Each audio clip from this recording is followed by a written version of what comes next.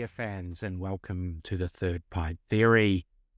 You're with myself, Hello. Michael Donaldson. Hello, Martin. You're with myself, Michael Donaldson, and on the other side of the window, the beer bigwig himself, Martin Bridges. G'day, Martin. G'day, Michael. How you going? I'm doing well, thanks. We're sitting here on a Monday afternoon, and we've got a little bit of something different, Martin, I suppose you'd say. We're not talking to a brewer as such, or anyone. We're not talking to a publican. We're talking to somebody a bit further back in the food chain, I guess. That's right. Doug Michael from Gladfield Malt. Yeah. And this was I mean, if you listen to it, you cannot not enjoy listening to Doug, because he's just so enthusiastic and passionate, and it's almost like he doesn't have too many filters, right? He's or he certainly doesn't. And that's not saying this was one of the great interviews, and I love about the I've mentioned this in the past, that the best podcast interviews, to my mind, are where we as the presenters say very little, which just kind of set Doug off, and away he goes, and gives us a whole heap of really great insight, but also, as you say, that passion and dedication to making a great product, which has really, as we've said before, has kind of pushed the New Zealand craft beer industry to new heights, having that quality malt available locally. Yeah.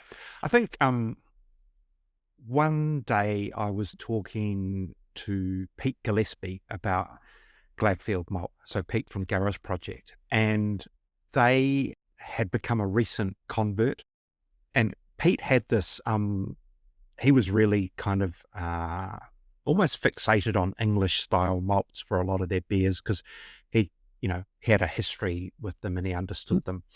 And he's just said an interesting thing to me, which was like, when he was first introduced to Gladfield, he was like, isn't this just a farmer from South Canterbury who's decided to try and malt his own grain, kind of, that little bit like, what's going on here? And he said that it didn't take a while for him to be convinced, but he had to get his head around the fact that in some ways what Gladfield have done for malting is what a lot of home brewers have done for craft beer. That's I'm stretching the analogy, but it's like, it's very much a DIY kind of setup. It's like, I have the grain, I grow it, I'm going to learn to malt it. And yeah. And then I'm making base malt. I'm going to learn how to roast it and make specialty malt. Yeah. Yeah. And these are not easy things to do. Like, no, like the English maltings that Pete was talking about. I've been doing this for hundreds of years, literally hundreds of years. Yeah. And Doug's kind of got going in the last couple of decades. Yeah. And has figured it out for himself.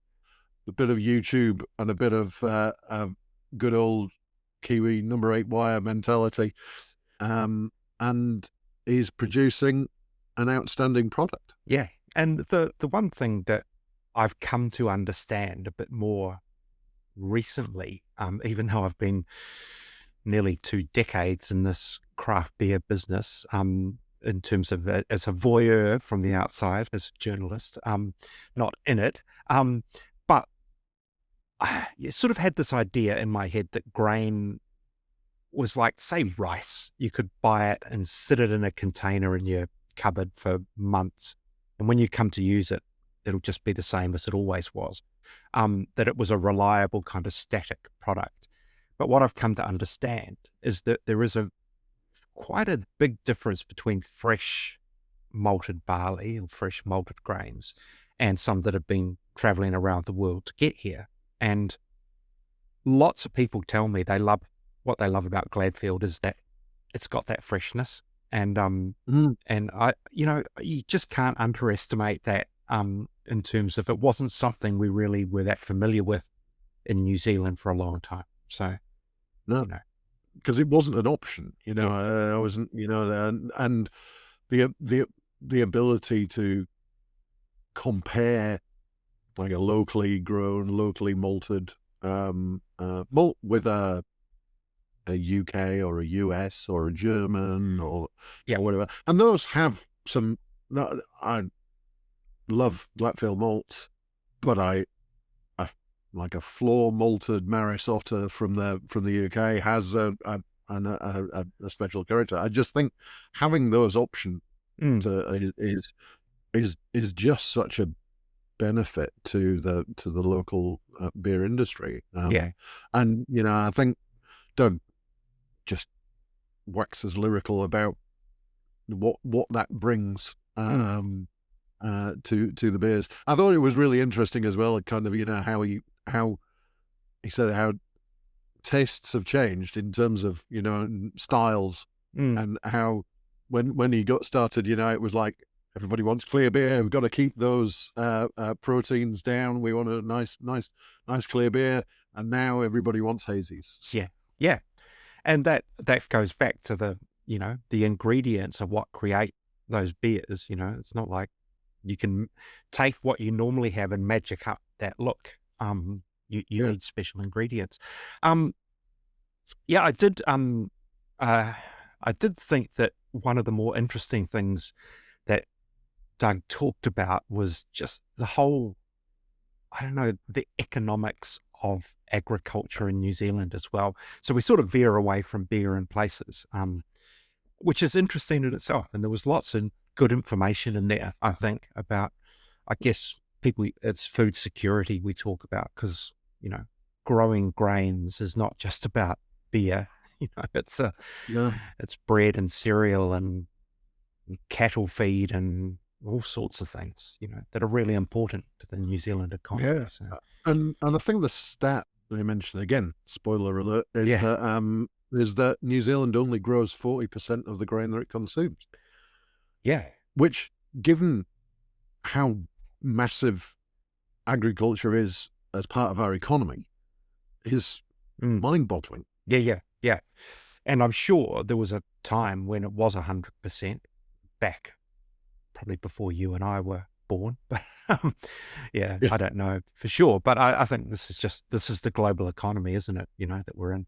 I will mention that there are, I think there's only one glitch in it. We lost Doug briefly in the conversation. He disappeared and then came back.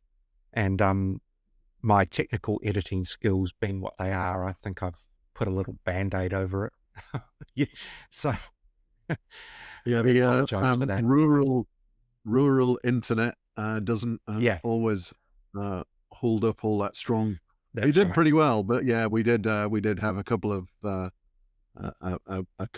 little dropouts to try and fix. I think there's probably only one that's really noticeable.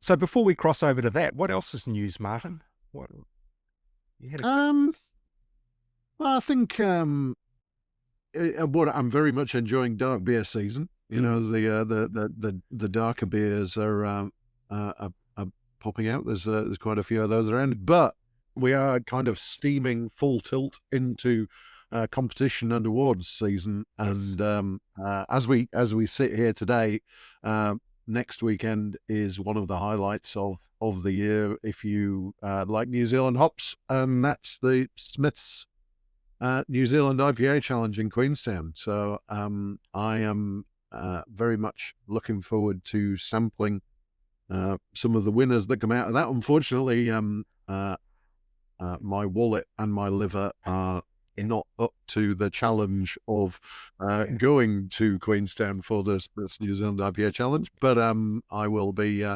looking forward to trying some of the winners. Yeah, it is a great event. You and I have both been there before, and if you're in the area, Queenstown Central, it's worth getting along. I think you'll never try all the beers. I don't think it's not feasible, but So there are No, always 33 yeah, 33 beers over the course of a weekend. I think you could, yeah, as long as you were just taking little sips. possibly, yeah. But yeah, so that it is a really good celebration of New Zealand hops, and I think there's been some really, really good beers come out of that, and they're brewed as one-offs, but they kind of hang around. And the one that I always think of is the Good George Haze of Glory, which debuted in that competition and is now kind of part of their core range. And was it? Duncan's won it one year unexpectedly with. Yeah, That was and one then of the, had to go out and brew some more. 'Cause they'd not made a huge amount. yeah, yeah. But Parrot Dog always do well. They're always among the contenders. So yeah, looking forward to that. As we sit here and speak, the Three Sisters times Sunshine crowdfunding campaign is coming to a close. They're a few thousand shy of their target, but we both think they're going to get there. By the time you listen to this, you'll know one way or the other. But you're kind of surprised that there's still an appetite for people to part with money to give to breweries. Yeah, I think so. We're in a tough economy. Mm. I don't think there's anybody. Well, there's not very many people out there who are kind of comfortable in any sense, and so therefore, having a bit of disposable income to put into a brewery with, and I think we all understand that some of these crowdfunding, well, all of these crowdfunding things probably have a higher degree of risk than many other investments. Yeah. So it's I am surprised that they're doing so well with it. Yeah. I'm very happy that they are. I'm very happy that it's funding and the expansion of Three Sisters. Yeah. They make some really good beer. Joe's a really lovely fella, and I'd love to see more of their beers around the country. I don't think they're going to get to the stretch target which would have seen them opening an Auckland venue. No. Sadly, but I'm reasonably confident that they will at least get over their minimum. Yeah, I think one of the interesting things, I was just reading some of the Q&As on the platform, and one of the discussions was about a lot of the money that they will raise will go to an upgrade to the Sunshine, existing Sunshine tap room in Gisborne. And one of the things they need is like a deep fat fryer to do fries, because one of the promises of the pledge is unlimited fries. It is quite humorous. We cook them. We need this money in order to make the thing that we promised you we were going to give you. But I do, they'll use the money to upgrade that tap room. That'll be really good, and to also just realign the assets across the country. But I have had some Three Sisters beers brewed out of Gisborne, so some of their core range beers have landed. The Fuzzy Panda Hazy IPA, Rain in the Face APA, Owakura Blonde. They've always been good beers, but they are tasting really good. Like, I think, Excellent. Yeah, I think it's fair to say that they seem cleaner and fresher than the ones I remember. Fuzzy Panda's a previous award winner, so it's a good beer, but definitely they were really nice drops that came to me via the Gisborne production. So yeah, it's a good move for them, I think. Really good. It's good to hear, because it's always a bit of a challenge brewing existing recipes that have been designed around an existing kit, getting them on on a new one, you could always expect a little bit of an uncertain period at the start. But if they're nailing it straight out the gate, then that's a good sign. Yeah, well, because I think it's now, from 600 litre brew kettle to 2,500 litre kind of thing. It's it is a big scale. So, well, I think without further ado, because we have got it was quite a long interview with Doug, we should cross over to that, and we'll see you on the other side. Welcome, Doug Michael, to the Third Pint Theory podcast. Thanks for joining us. Oh, thanks for having me on, Michael. It's a pleasure. Yeah. We've dragged you. Have we dragged you off the farm at all? Oh, I'm always out on the farm as much as I can, and in the malt barn as well. It's my passion, really. I'm a bit of a homebrewer, I suppose. So Gabi struggles to get me off the place sometimes. Okay. I thought that's probably a good note to start, because, I think a lot of our listeners will know what or who Gladfield Malt are. They would have seen your logo, seen the malt. Maybe they've brewed with it. Can you just tell us, your story, the farming background and how you made that decision to get into malting grain? Well, it's a long story. We've got a while. Keep it brief, but I grew up on a farm in Canterbury. It was a mixed cropping farm, so we were farming sheep. We were lambing down around about 1,500 mixed age ewes, and we were cropping. Predominantly, we were growing malting barley for the malting company, which was in Heathcote at the time, just on the Port Hills there in Christchurch, and we were growing other small seed crops, clover and grass seed and peas and wheat. So that was how I grew up. I was just always hugely passionate. I was always out the door before Dad, and it's not that Dad was slow, it's just that I was just so super keen, and I just always wanted to be fully involved. I was an outdoors kid, and I probably struggled a bit with reading and writing. Back then we called it stupid. Nowadays we probably call it dyslexia or something like that. I don't know, but so that was my place. That was my happy place, and I just grew up. It was the 80s, so things were pretty, as you know, it was a fair bit of turmoil back in the day. It was the Rogernomics, and I know that it was pretty tough going for Mum and Dad.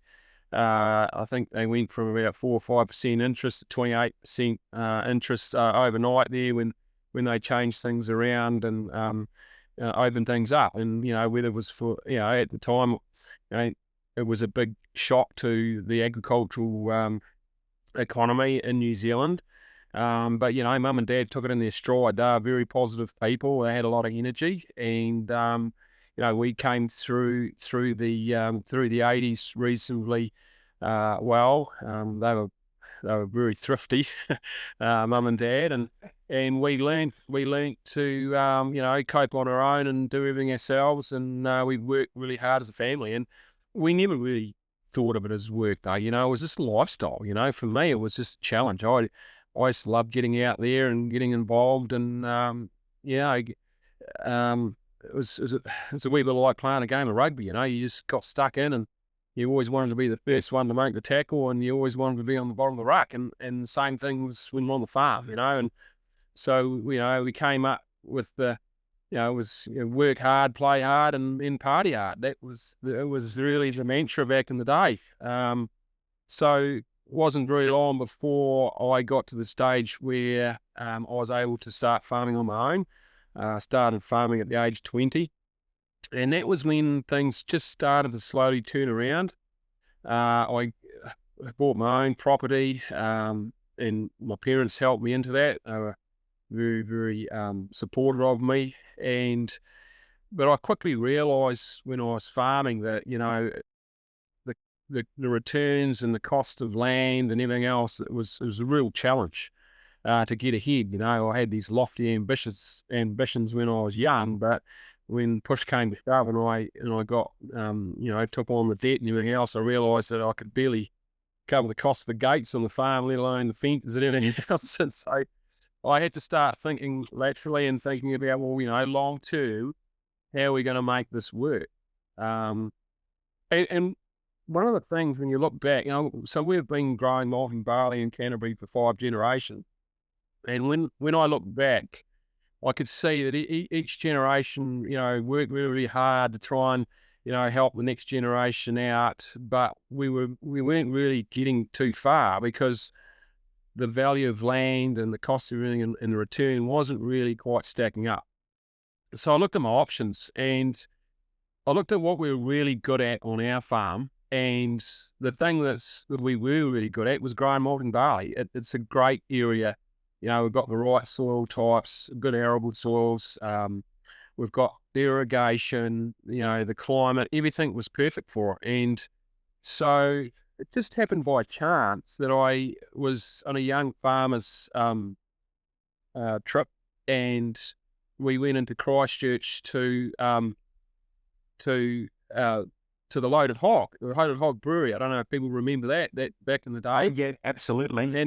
Yeah. And so anyhow, we were at the brewery, out the back of the brewery, and the brewer, I seen all this Aussie malt stacked up in the corner. And, me being a farmer and growing malting barley for the malting company back at the time, which was owned by the 2 big breweries, which was owned by DB and Lion at the time. And I said, well, why the hell have you got the Aussie malt here? You should be supporting local. And he said, well, we can't get the local malt because obviously we're a craft brewery, we're in competition, and the malting company's owned by Lion and DB. And, obviously they thought, well, we want to keep this to ourselves. So I thought, well, here's an opportunity. And so I went home and did a whole lot of homework and studied things up. And I thought, I'm going to give this a crack. Long story short, if I'd known how hard and difficult everything was, I probably wouldn't have got down that track because it's been a real journey. But, it has been a really enjoyable one, and it's certainly opened a lot of doors for Gabi and myself and my family. And we've really enjoyed it. Yes, there's been a lot of setbacks along the way. It hasn't been plain sailing. We've had to start from nothing. And of course, we were competing against the big multinationals. And the last thing that they wanted was something like us coming along and sort of getting a foothold. So I always remember one of the early memories of when I first started out in the maltings. I'd sort of, we didn't have a lot of capital, so we were basically like magpies picking up all the scrap metal we possibly can to try and piece together some sort of equipment to start making malt. And very similar to the way the craft brewers sort of worked back in the day as well. Yeah. And anyhow, so we sort of started out, and I remember all of a sudden this Mercedes pulled into the driveway, and it had the dark windows, and then all of a sudden these 2 henchmen got out of this Mercedes with their grey coats on, and I thought, gosh, this is the mafia. And I didn't realise at the time, but and of course I was just in my torn old overalls, and there was, everything looked probably a bit rough and what have you, and these guys got out of the car, sort of had a look around, and then they sort of really got back in the car and turned around and went away. And I found out later on that they were the guys from Malt Europe at the time who were probably just checking me out. And luck have it, they probably thought, oh, this guy's going nowhere. So they turned around to leave. But anyhow, that was certainly good motivation at the time. So what era was this, Doug? When did you? So that's 22. That's 22 years ago. So about 2004, and I just met Gabi. So she'd just come home from Brazil.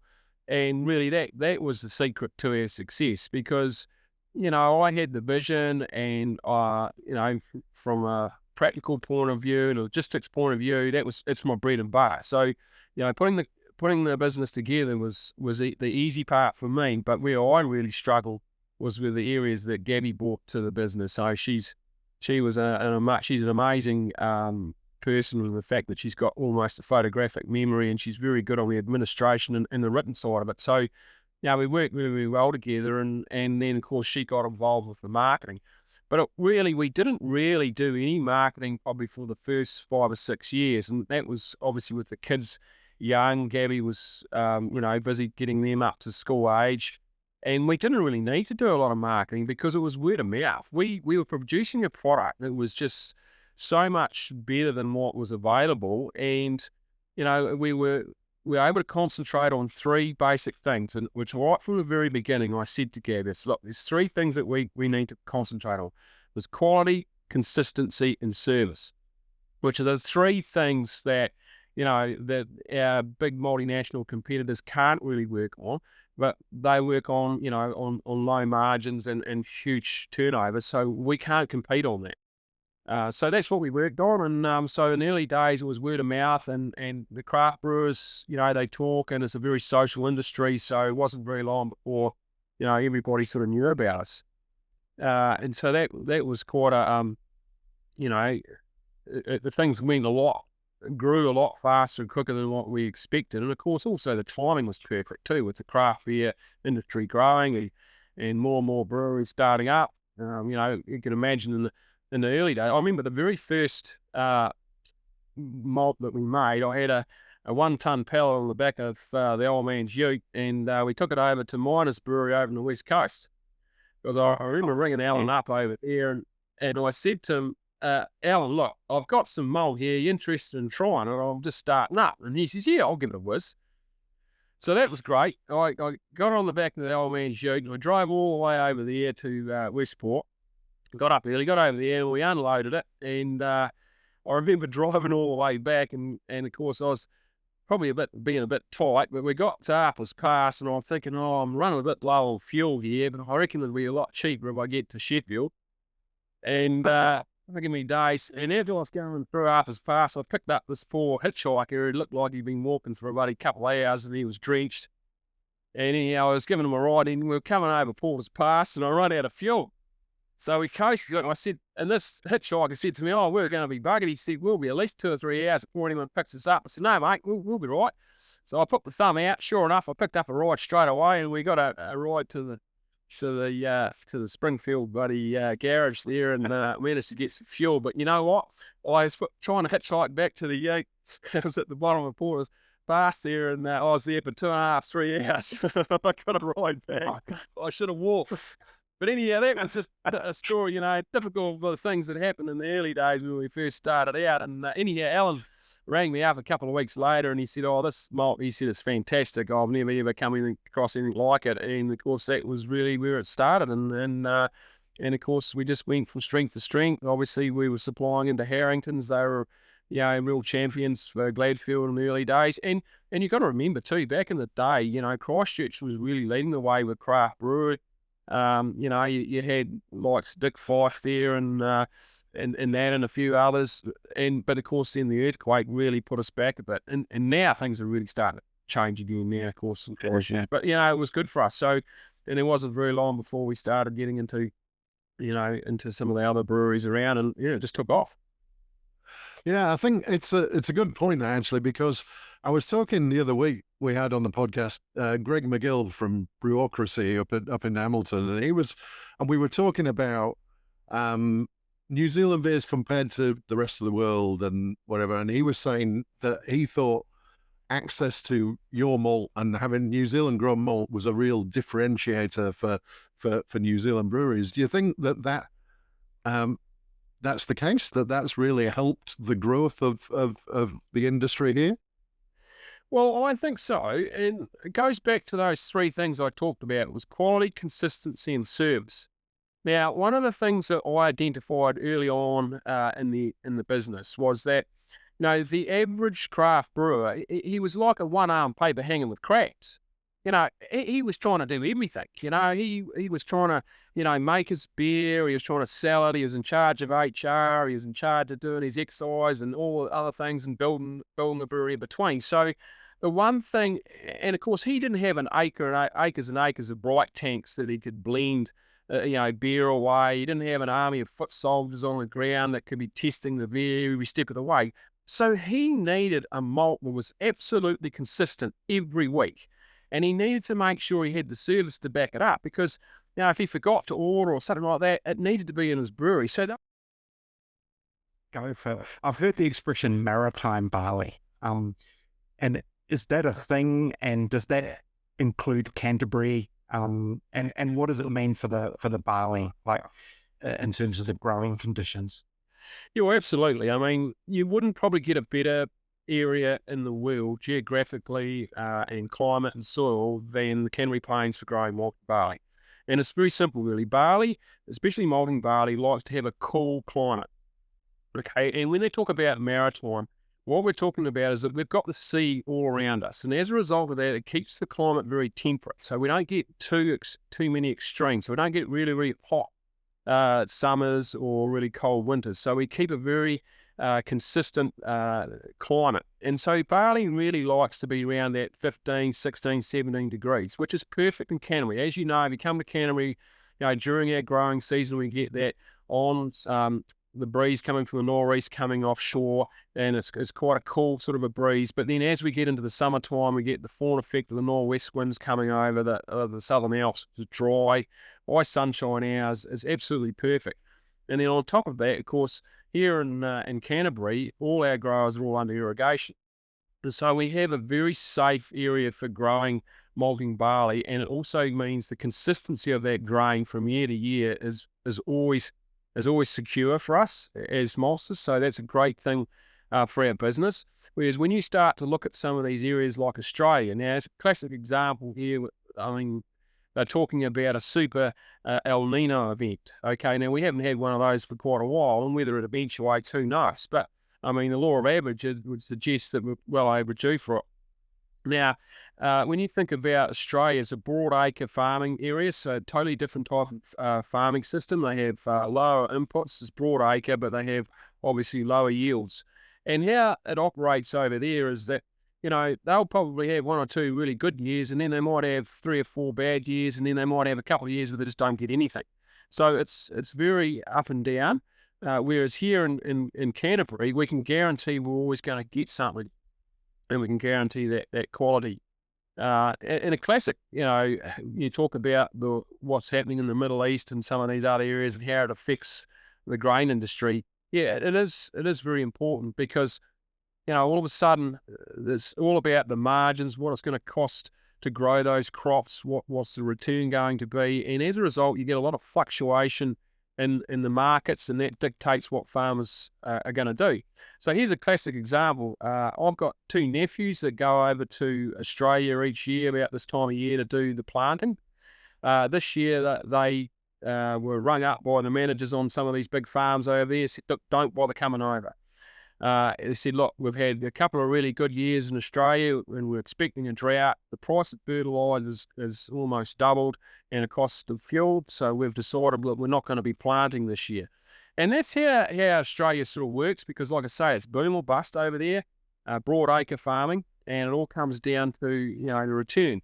But then, of course, that creates supply and demand. So I'd imagine what will happen is that the price of grain will start to go up. That'll cover off some of their costs until next year they'll go, right, let's go in and we'll plant a lot more. But then, of course, the question is, do they get the rainfall to strike the seed and to finish those crops out? And that's the $1 million question.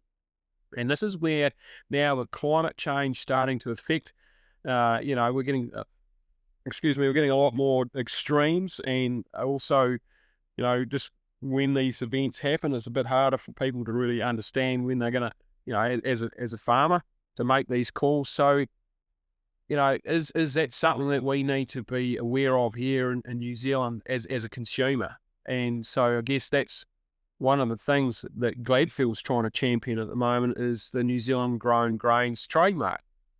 Now, this is a cool initiative that's been introduced by FAR, which is the Foundation for Arable Research in New Zealand. And what we're trying to do is give the consumer the ability to make informed choices. So at the end of the day, by having this trademark, people can see, is this product actually, using New Zealand ingredients? Now, the reality is, New Zealand, we use around about 3.5 million tonnes of grain in New Zealand, whether it be through bread or through malt or feed grains for pigs and chickens. So, but we only produce around about 40% of that. So And that's getting less and less every year. And there's a number of reasons why. First of all, there's other options available for the farmer. Obviously, dairying's a big thing in New Zealand. And of course, that pays a lot more than what, for example, wheat does. And why is that? Because what happens overseas with some of these broadacre farming systems, they have surplus every now and then. And of course, the infrastructure that you need around New Zealand for us to get grain, say, for example, Canterbury, which is really the breadbasket of the grain growing area, up into the North Island, is too expensive, and we don't have those facilities anymore. So it's now cheaper to actually bring the grain across from the Tasman than what it is to get it across the Cook Strait. And that's one of the biggest issues we have. So it's hard to believe, back in 1880, we grew more wheat than what we do now. And that was when they did it all by hand. It's incredible, isn't it? Yeah. Yeah, that is. Yeah. But if you, I mean, I think this, that's, it almost seems ridiculous that you can't get stuff to the North Island cheaper than bringing it from Australia. But there should be a thing where, I don't know, as the world gets crazier, and there's a lot of talk about where we get our food from and the food safety in New Zealand. So, that whole thing about frozen vegetables that are done here, that we might not be able to have that because they are so cheap to get from overseas. But sooner or later, people have probably got to say, we've got to use what we've got here, right? It seems to make more sense. So, well, I think for a farmer, the thing is that what we need to do is understand, okay, look, it all comes down to dollars and cents, and, what can the consumer afford? And the reality is that, we can't really afford to be buying 100% local because the cost is just so high. You've got to remember, we've got a lot of regulation and restrictions in New Zealand agriculture. We've got one of the highest levels of food safety, environmental safety in New Zealand, and it's not really a level playing field. So a lot of the stuff that's coming in, a lot of this food that's coming in, you can't compare it on the same level as what New Zealand's, what we're having to do, what the hurdles that we're having to cross. We've just done a farm audit just recently on our farm, and it takes a full 12 hours, but there's probably about 3 to 4 weeks beforehand where we have to go through every little thing on our business. It's incredible the hoops that we have to jump through. All the stuff that we do, other businesses would, hardly have any understanding of the level of food safety that we're at. And so when you compare that in the supermarket, it's not a level playing field, but at the same time, the local customers need to understand that if we don't support at least some of the product being from New Zealand, then we lose it altogether. And then that's when we really are at the mercy of the market. We still need to make sure that we can supply, at least half of what we consume here. Because as we saw with COVID, as we saw with, this now with the Middle East crisis, is that, sometimes the infrastructure or getting things to New Zealand, it can get held up very easily and create a real panic in the market. And do we want that? No, we don't. And that's where the food security, argument comes into play. Now, at what level do we make sure that we continue to look after what we can produce here? It's a good point.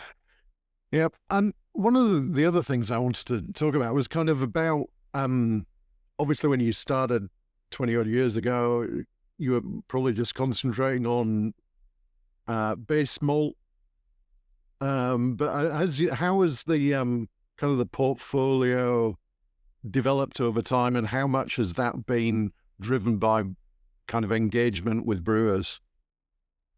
Well, it's a good question, and I've got some good stories on that too. When we first started out, obviously we were just making pale malt, and in the initial stages we were very, very successful.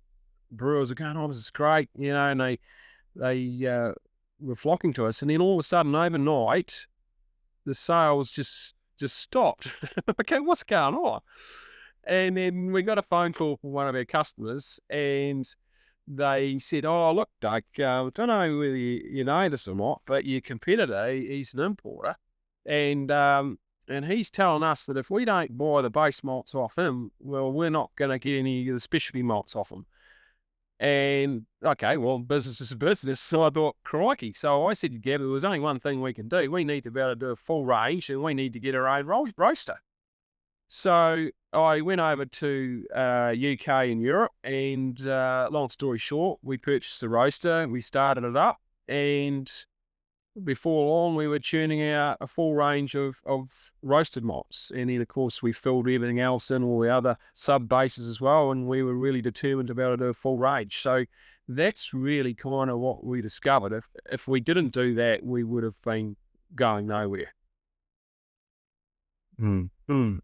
That's this is it's sort of how big breweries used to operate in the day, to an extent, the way, like Phoebe and Lion kind of how they were with Max in some ways, and Max found it really hard to get what they wanted because the big supplier would say, you can't have this particular thing, and so they had to go offshore to get their bottles, for instance, but so you've had to go offshore to get the equipment you need to make the speciality stuff. But how did you learn to do that? Like, how did you teach yourself to malt these grains? Is it trial and error? Or are you on YouTube?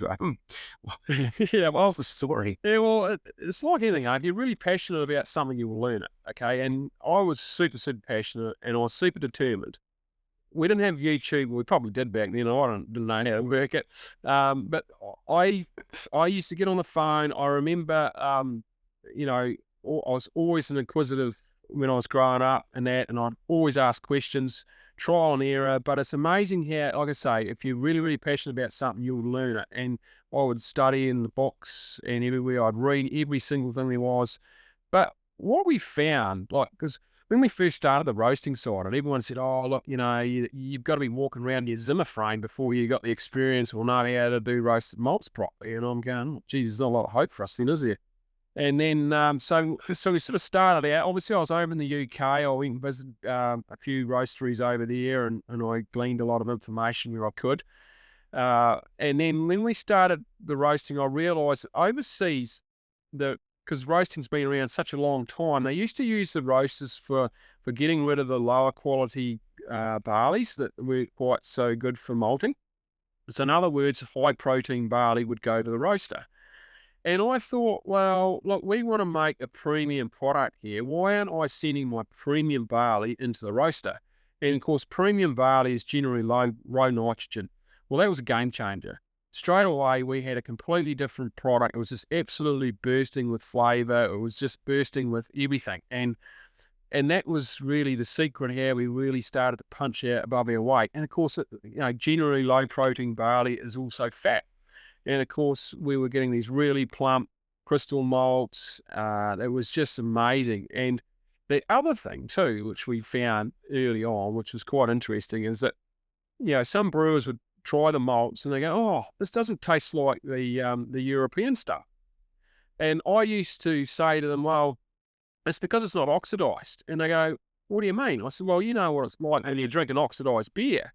I said, it's the same thing, because the malts that you've been used to have been, they've been shipped across the equator and all around the world, and it's probably about 12 months old before you're using it, and it's oxidized. And that has a totally different flavour profile, which you've become accustomed to and think it's normal, but it's not normal.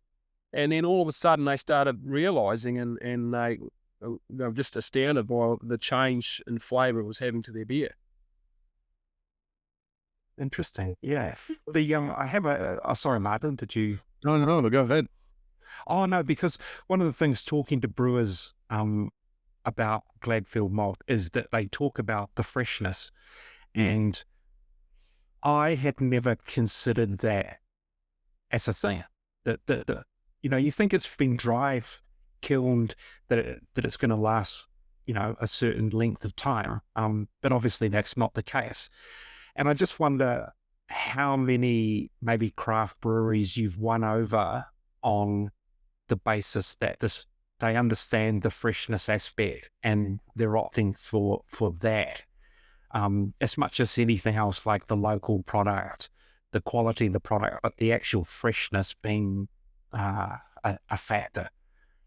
Well, there's a combination of everything, really. It all comes together, and yes, that is one of the factors. I mean, it's just like your herbs and spices, isn't it? You know, if they're sitting in the back of your pantry for 3 or 4 years, and it's not going to give you the same punch that you're looking for. And it's the same with the specialty malts. And you know, like there's been a wee bit of a, I guess, around the world, people have been been turning off roasted products in their beers to a certain extent, and they talk about a lot of this, oxidation and bits and pieces that the actual products cause to the beer, which is actually nonsense. Okay, so the thing about these roasted products is that they're actually they're great for scavenging oxygen out of beer and what have you. So those sort of things aren't really true at all, but it's more a lot of the issues that have been happening over the years is the huge amounts of hops and dry hopping that's going into there. And of course, the roasted malts are getting taken all the bloody all the flack for it. In fact, we're actually the ones helping to solve the problems there.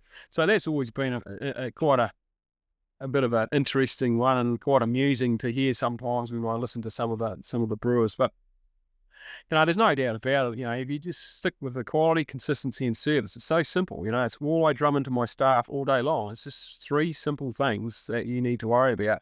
You can have the best malt in the world, but if you don't get it in the brewery on time, it's no use to them. And so that's the reality. We've just got to make sure we give them a value proposition every time they purchase Gladfield. Yeah, it's a really good point that you were touching on there. I was interested in how kind of the changes in the craft beer market in terms of styles that are popular, things that people want to brew, how much you see that impacting in terms of what is popular in terms of your products. Oh, that's great. And really, Gabi should be the one talking about that. She deals with the customers on a daily basis, and she gives me all the notes and tells me, right, you need to make this product. Well, when we first started out, hazy beers were a bad thing. Nobody wanted to have a hazy beer. And of course, now everybody's after hazy beer. So one of the things that we sort of changed to there was obviously the malted oats was a big thing, and that's a big seller for us now, for example. But, in the early days, if you'd asked me to make malted oats, I would have thought you were crazy. But that's one of the areas, and this is another thing. Like when we first started out, and we were changing brewers over from using like a mainstream malt from a large malting company that was supplying malt into mainstream beer, you got to understand that malt is made differently. So it's a higher protein barley, and they were looking for a higher diastatic power. So it's got more enzyme activity, so they can convert a lot of the adjuncts that are going into the mainstream beers, or, obviously if they've got lots of sugar, then that going into those things. So it's a totally different base malt specification. Whereas in the early days, our craft beer customers were all malt brewing. So they didn't want to have a high fan level in their malt, because all of a sudden that's going to give you problems with shelf life. It's going to give you that haze. So we were providing a malt that had a lower free amino nitrogen level, so that you weren't having this instability, and it was giving a lot better shelf life for their beers.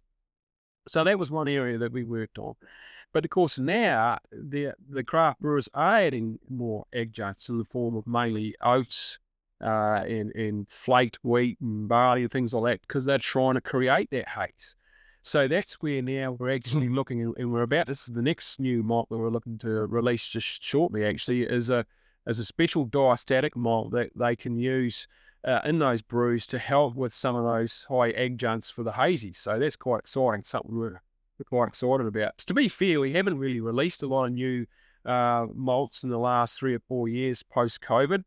Of course, now a lot of our customers, especially in Australia, are going towards the more session style beers, lighter colours. So our lager light is a really, really popular malt now. Everyone's really looking for that really light coloured beer. But like the main star is still there. The Supernova was one that I brought out. I really liked. I thought it, had a really a great place in New Zealand craft beer, because I would often go around and taste a lot of the IPAs. The IPAs are the big craze in New Zealand, and I always used to find them a wee bit clowy, just a wee bit too sort of a sweet to overdo the crystal malt. And I think, that Yeah, it's too much. Yeah. comes back from their home brewing days. And I sort of felt, well, you're really probably overdoing the crystal malt. Yeah, it's great for my business, but it's not great for the industry. So I came up with a malt from Supernova, and it is so much drier, but it still gives you the same malty flavours and colour. And it just ferments out a wee bit more, and it just balances out a lot nicer with the hops. So that's a really big seller now. We sell a lot of that Supernova. Obviously, the toffee malt was one of the early ones that we brought out, and I wanted to be able to create a malt that would give the beer a nice sort of frothy head, but still maintain that malty character, so we could try and keep that nice flavour in some of those lighter coloured beers. So that's the beauty about the toffee, is a very light colour.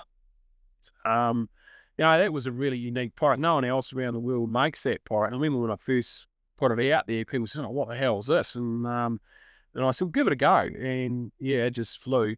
Obviously, the Shepherd's Delight was a real winner. I remember when we decided to try and get into Australia, and all the business experts says, "Oh, don't go to Australia. Australia's, the toughest place in the world to do business, and you're trying to sell grain over." They said, "You like trying to sell snow to Eskimo." And I said, "Oh, thanks for the encouragement, but I'm going to give it a crack." So anyway, I flew over there and I went and saw went to Mountain Gate Brewery, because I thought, well, they're, a bit of a lead. Everyone looks up to them. Maybe if I get a foot in the door there, that could be something to, hang a hat on. And I caught up with Dave Eden there, and I don't know if any of you guys remember Dave. He was the head brewer there, hell of a nice guy.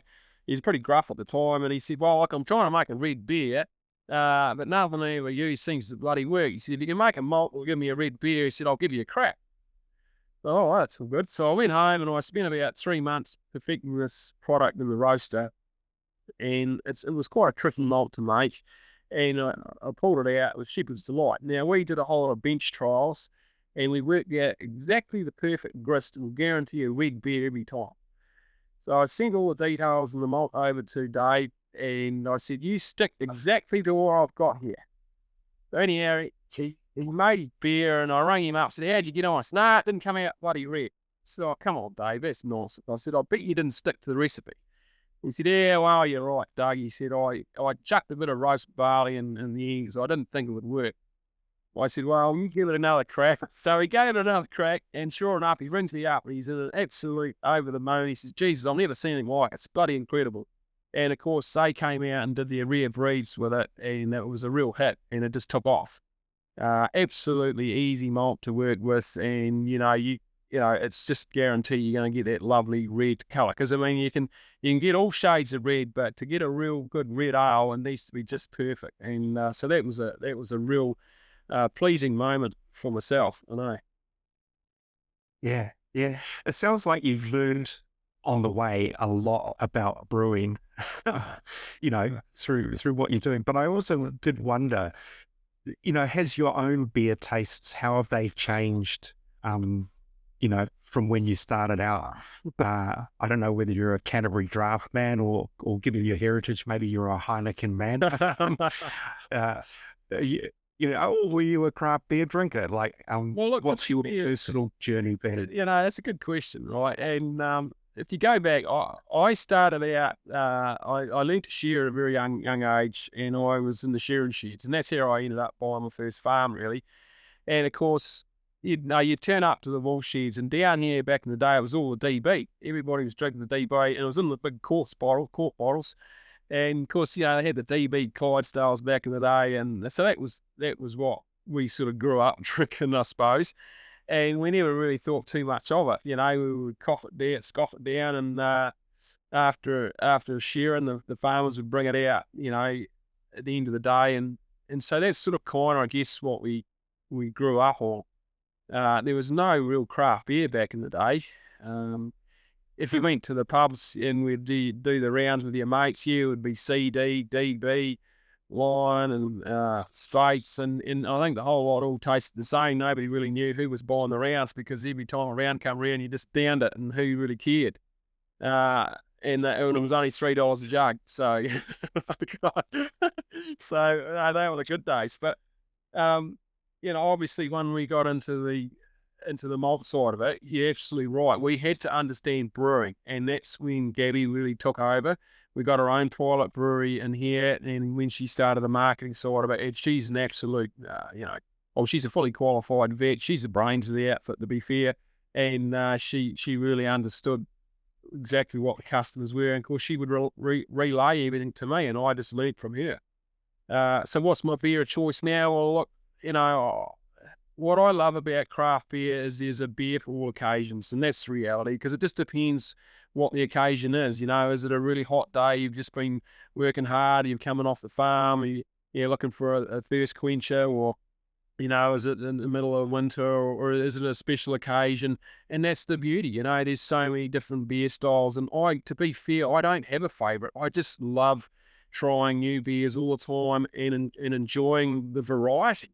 That's such a cool thing about it. If I'm in a pub and I'm, Pilsner's probably always my go-to. But if, you think about it, I'm always excited to try something new. Like now there's these new barrel-aged beers that, that are all different types and everything. And it's such a wonderful thing, beer, and I'm, I think it's a shame it doesn't have as good a name out there as it should do with the younger generation, because they don't know what they're missing out on, to be fair. They fill themselves up on all these exciting vodka and lemonade and all this other crap that they come around. Yeah. And I think back to the day, beers, and it's good for you. Nutritionally, it's really good for you.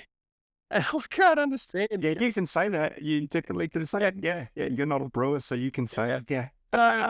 It's just, there's so many. And every time you have a beer, it'll bring you back, it triggers a memory, that flavour will trigger a memory of a good, that good feel factor of, that reminded me of that time when I was doing that and what have you. So, horses for courses, but I love beer. Good man. Martin, did you have anything? And I know we'll probably cut this, listeners don't have to put up with it, but Martin's got another a meeting coming up at 2:00. So I've got a dash fairly shortly. But I just wondered kind of where you see the future. I guess what excites you about the future of malt. Well, obviously, we don't just supply into the brewing industry, we supply into distilling and baking. But look, brewing is still a very important factor. And the reality is that we've been drinking beer since the beginning of time. It's not going to go away. It just goes in phases. And we're starting to see that. There's some of the younger generation are hanging out with granddad who had the flagon, he's doing a bit of homebrew, and all of a sudden it's become trendy. But it's not just that, it's a science, there's biology, there's chemistry, everything else, and some of these kids are getting quite into it. And it's just a phase. You wait, you go another 10 or 15 years, and everyone will go, we want to be cool, we want to, and look at Crate Day. Look how successful that's been. I know, down here in the South Island, they can't keep up with those quartz bottles again. That's coming back in. People, it's just a trend. It'll come and go. Don't worry about it. I'm positive. I've always been a positive person. And, I think, yes, it's not going to be like the old heyday when, the 6 o'clock squill kind of thing. But beer's got a big place in society. It's a big part of the way we communicate with each other, the way we socialise together. And I think some of the brewers they're a wee bit too timid in how they actually, advertise the benefits of beer. I mean, I know they're all worried about what Karen thinks, but the reality is Karen's not the majority.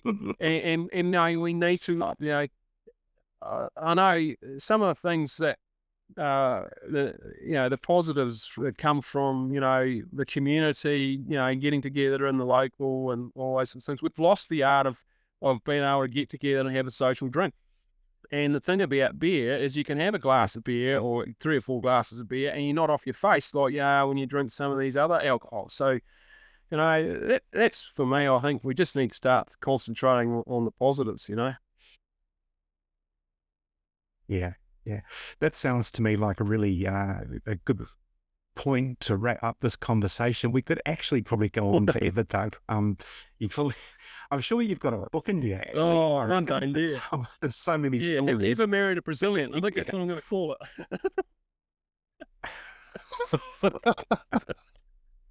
So there's probably a story in how you met Gabi. So, but yeah, we're here to talk about beer, so we won't go into personal relationships. But Well, the reality is, though, I really appreciate your time. the reality is, though, Mike, is that Gladfield is Gabi is such a key part of it, and when she came on round just at the right time, and without her in the business, and all the brewers know who she is. She's incredible. She's got an amazing ability with her. She's so vivacious, and it's that Brazilian, vivaciousness and friendliness. I think that's why Gladfield's probably been so successful. Yeah, I'm the man in the back. I can make the malt exactly how she wants, but she's the face of it, and without her there, we wouldn't be successful. Behind every successful man, exactly. Yeah. All right. Hey, look, thanks again so much, Doug. Thanks for your time and for your great storytelling and just sheer energy. It's brilliant. No, good on you. No, thanks, Michael and Martin. I appreciate the opportunity. No, it's very good. Well, that was some ride. I hope you enjoyed that. Yeah. Was there anything that stood out for you, Martin, listening back to it?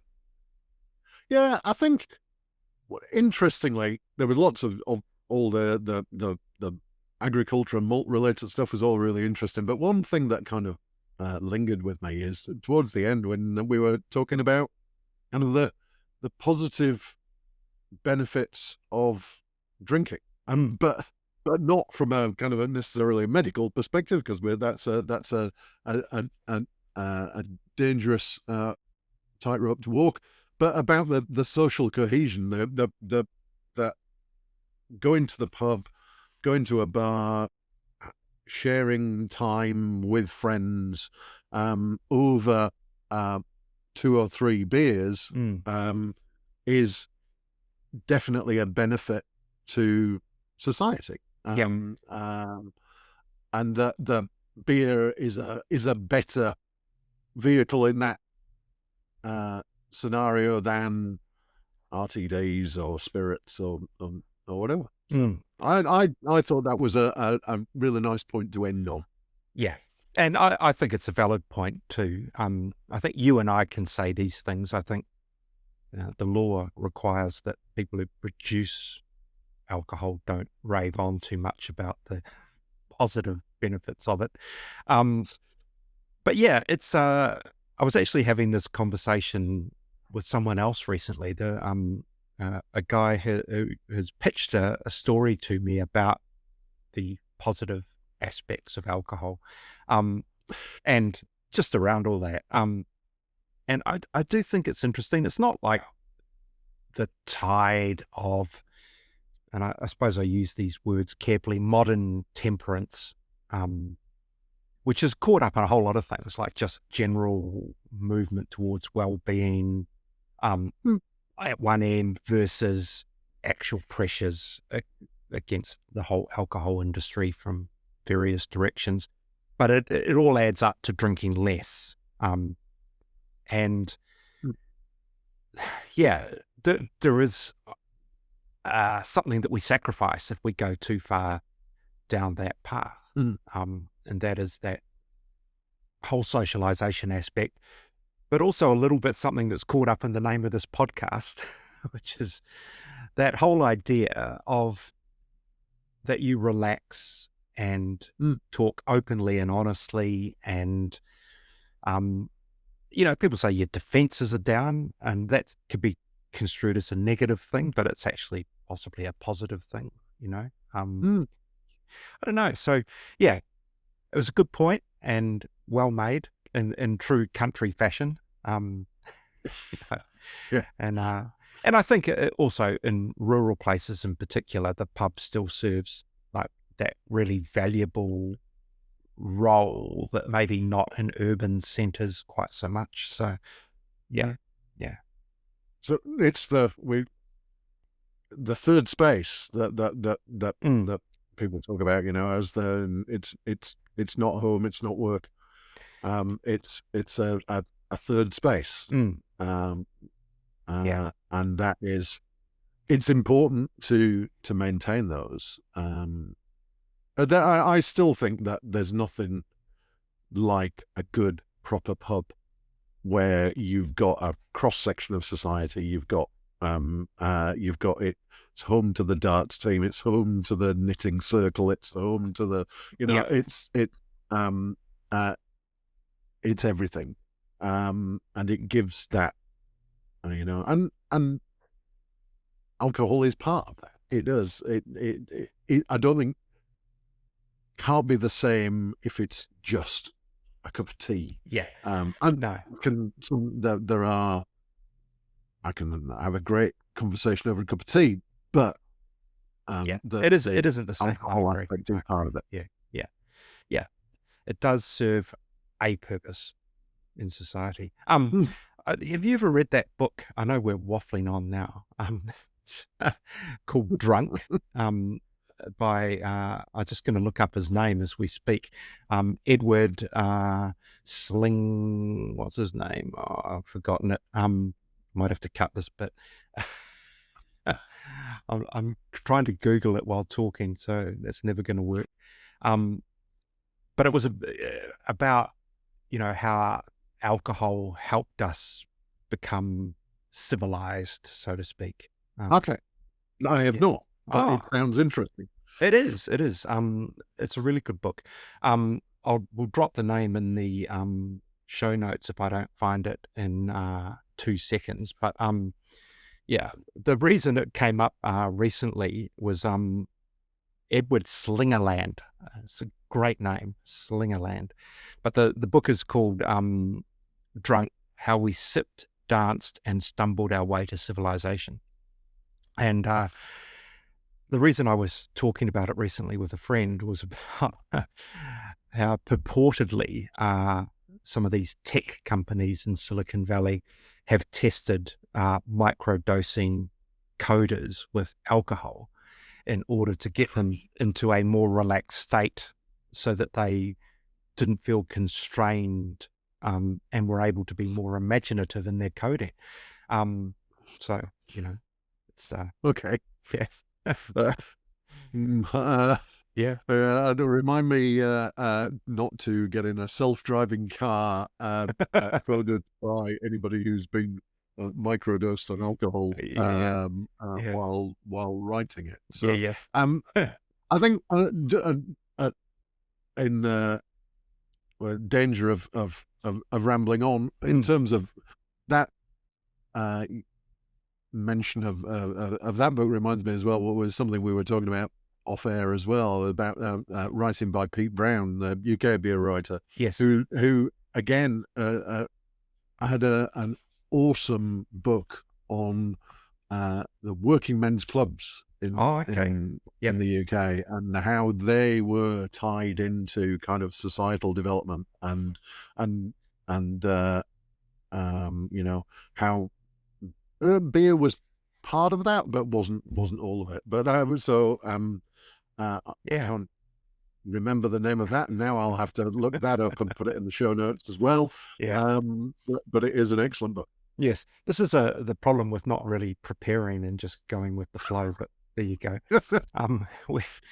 This is an emergent conversation, but it's probably time we put a nail in it and called it a day. Yeah. All right. So thank you, Martin, and thank you, listeners. Thank you, Michael. We'll catch you next time. The Third Pint Theory is recorded, edited, and produced by myself, Michael Donaldson, and Martin Bridges, the beer bigwig. You can find past episodes on Spotify, Apple Podcasts, YouTube, and all the other podcast platforms. If you've enjoyed this episode, remember to subscribe so you never miss an episode. And please leave us a comment or rating. It really helps other beer lovers find the show. You can also find us on socials. We're third.pint.theory on Instagram and at thirdpinttheory.bsky.social on Blue Sky. Don't forget to check out what we're up to outside the podcast. You can read my latest articles, reviews, and news in the Pursuit of Hoppiness magazine at hoppiness.co.nz. Plus, you can sign up to my weekly beer news email fridaynightbeers@hoppiness.substack.com. And if you're a brewery, bar, or restaurant owner looking for help with making the most out of craft beer, you can get in touch with me at martin.bridges@beerbigwig.com. I can help you with beer lists, events, tastings, or other ways to help you make better beer decisions. Finally, if you're interested in sponsoring the podcast or advertising, or you had any other suggestions or questions, drop me an email at michael@hoppiness.co.nz. Until next time, keep your glass full and your hops fresh. Ka kite ana.